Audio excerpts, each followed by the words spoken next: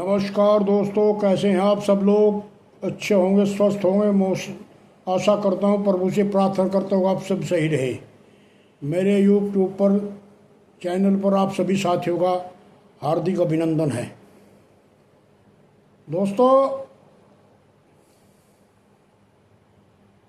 जिस तरह से उत्तर प्रदेश में भारतीय जनता पार्टी की सरकार किसान नेता चौधरी राकेश टिकैत के पीछे पड़ी थी, उसी तरह राजस्थान में हनुमान बेनीवाल के पीछे पड़ गई है। इस सरकार में यो एक कमी समझ लो या कि उनका उतावलापन समझ लो।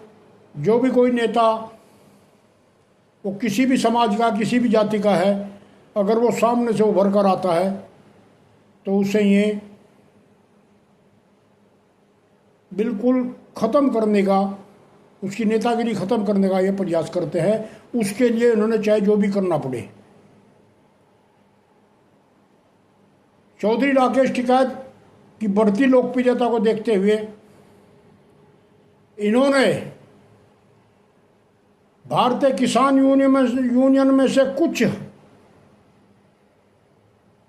जिन्हें मैं जाट कहता हूँ, जाट नेता मुझे कहते हुए भी शर्म आती है, उनको तोड़कर और भारतीय किसान यूनियन अराजनीतिक का गठन किया ताकि राकेश टिकैत को कमजोर किया जा सके।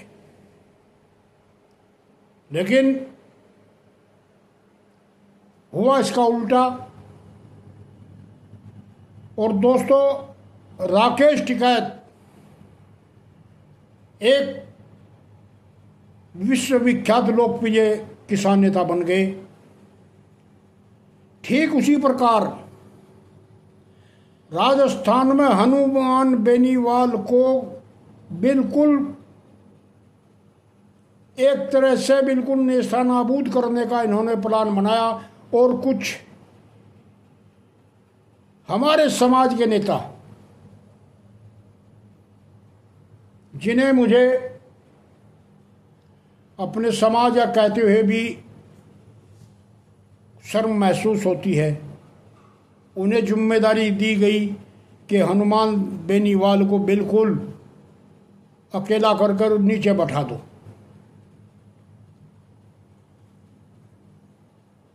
राजस्थान के दोस्तों, मेरे समाज के सरदारों, मैं आपसे कहना चाहता हूं कि जब किसी नेता की लोकप्रियता बढ़ती है और समाज में उसका रुतबा बढ़ना शुरू हो जाता है, तब भारतीय जनता पार्टी और कांग्रेस की जो सरकारें देश में हैं, उन्हें बहुत ज़बरदस्त एलर्जी हो जाती है और उन्हें लगने लगता है कि आपका सिंहासन अब छिनने वाला है। तो दोस्तों, हनुमान बेनीवाल की लोकप्रियता बढ़ती ही जा रही है और जिससे भारतीय किसान यूनियन के राकेश टिकैत जी लोकप्रिय नेता विश्व के हो गए। देखना एक दिन अगर ये सरकार इसके पीछे पड़ी तो वहाँ की जनता भी इसे एक भारतीय विश्व लोकप्रिय नेता बना देंगे। मुझे बड़े अफसोस और बड़े भारी मन से कहना पड़ रहा है कि आज मैंने एक प्रोग्राम देखा यूट्यूब पर, और एक ऐसा प्रोग्राम, एक ऐसी बातें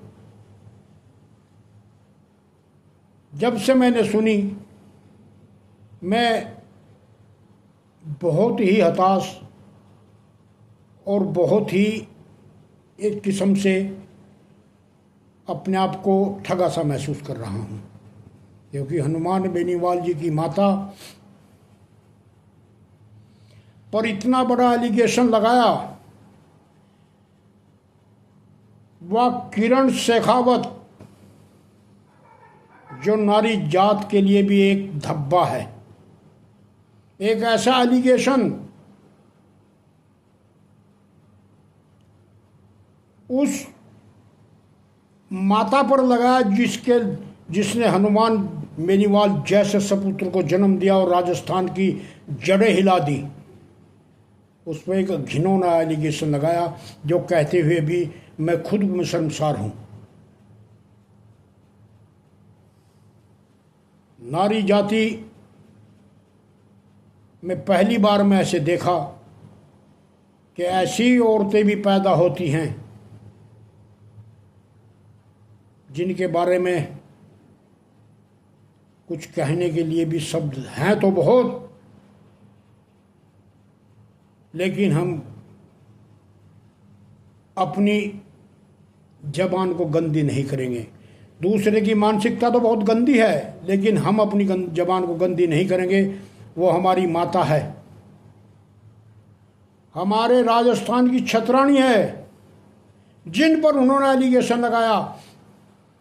और उसकी सोच, उसके समाज की सोच और बस इससे आगे तो कुछ कहने की हद नहीं है कि वो कितनी गिरी हुई मानसिकता की वो औरत है, ये बर्दाश्त से बाहर है। लेकिन दोस्तों, जब लोकप्रियता के शिखर पर जाते हैं तो ऐसी घटनाएं आम होती रहती हैं, उनसे रूबरू होना पड़ता है। बहुत खुशी की बात यह है कि निर्मल चौधरी और कितने ही नेता हनुमान बेनीवाल जी के साथ कंधे से कंधा मिलाकर खड़े हो गए। आने वाला समय इन सब लोगों का है। सरकार की दुविधा यह है कि हनुमान बेनीवाल को किस तरह से कमजोर किया जाए। कांग्रेस की दुविधा यह है कि हिंदुस्तान में से कांग्रेस का नामो निशान मिटता जा रहा है। 70 साल तक, 60 साल तक सत्ता को संभालने वाली कांग्रेस पार्टी का अस्तित्व आज खतरे में है। उत्तर प्रदेश में से लगभग ये खत्म हो चुकी है, थोड़ा सा राजस्थान में बची है, इसलिए ये हाथ पांव मार रहे हैं और शीघ्र ही राजस्थान में भी इसका खात्मा हो जाएगा। भारतीय जनता पार्टी के कुछ नेता जिन्हें दिखने लगा है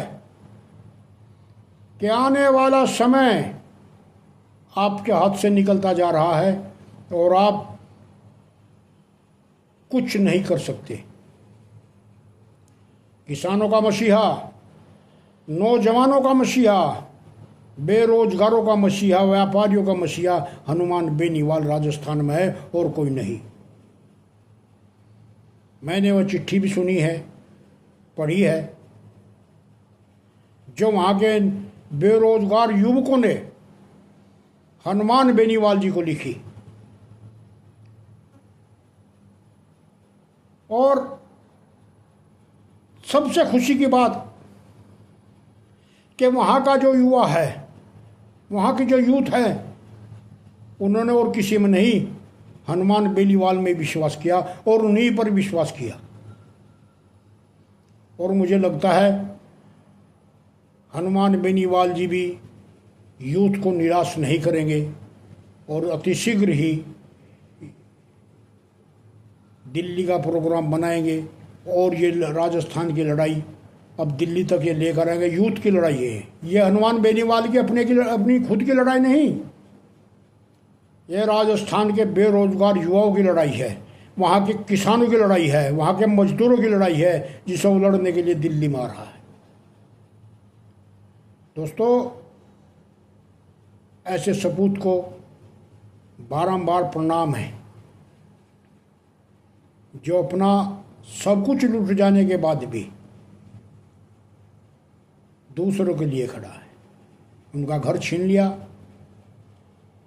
उनकी बिजली काट दी। लेकिन दोस्तों, सरकार ये भूल गई कि वे एक समाज के नहीं, सर्व समाज के लोकप्रिय नेता हैं। और एक घर की बात कर रहे हैं, अगर समाज अपनी आ गया तो महल बनाकर उन्हें दे देंगे। देखते रह जाएंगे ये छुटभैये नेता, ये काली आत्माओं के नेता। तो दोस्तों, आज मुझे बड़ा दुख भी हुआ कि हनुमान बेनीवाल की माता को ऐसे शब्द कहे गए जो बिल्कुल ही बर्दाश्त से बाहर है। लेकिन देर आए दुरुस्त वाली कहानी है। आप चले हुए हैं मंजिल की तरफ, मंजिल भी आपके पास जरूर आएगी।